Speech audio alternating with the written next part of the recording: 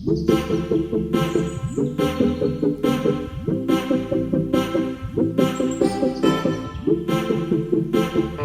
Week முன்னாடி என்னோட பேஜில் டெடிபார் பேபி சோப்போட pH லெவல் டெஸ்ட் பண்ணி போட்டிருந்தேன். அதில் நெக்ஸ்ட் என்ன சோப்னு கேட்டப்போ கிட்டத்தட்ட ஒரு 200 கமெண்ட்ஸ் வந்து ஹிமாலயஸ் பேபி சோப் தான் சொல்லியிருந்தீங்க. இந்த வீடியோவில் ஹிமாலயஸ் பேபி சோப்போட pH லெவல் தான் டெஸ்ட் பண்ணி பார்த்துட்ருக்கோம்.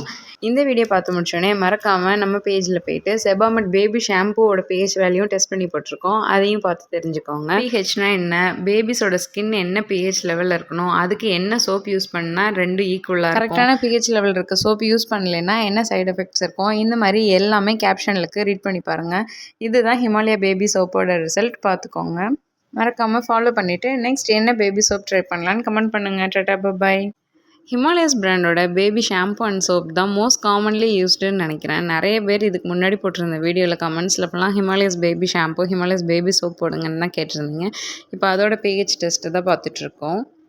pH வேல்யூவில் 7 தான் நியூட்ரல். ஆனால் பேபி ஸ்கின்னோட பேலன்ஸ்டாக இருக்கிற வேல்யூ பார்த்திங்கன்னா 5.5 தான் பேலன்ஸ்டாக இருக்குது. இப்போது ஹிமாலயா ஷாம்போட pH ரிசல்ட் பார்த்துடலாம். ஃபர்ஸ்ட் டக்குன்னு பார்க்கும்போது எனக்கு 5 and 6 மாதிரி தான் தெரிஞ்சிச்சு. ஒரு கொஞ்ச நேரத்துலேயே பார்த்தா 7 தான் ஈக்குவலாக இருந்துச்சு. எனக்கு ஹிமாலயஸ் பேபி ஷாம்போட pH வேல்யூ 7 வந்திருக்கு. நெக்ஸ்ட் என்ன soap or shampoo pH value try பண்ணலான்னு கமெண்ட் பண்ணுங்கள்.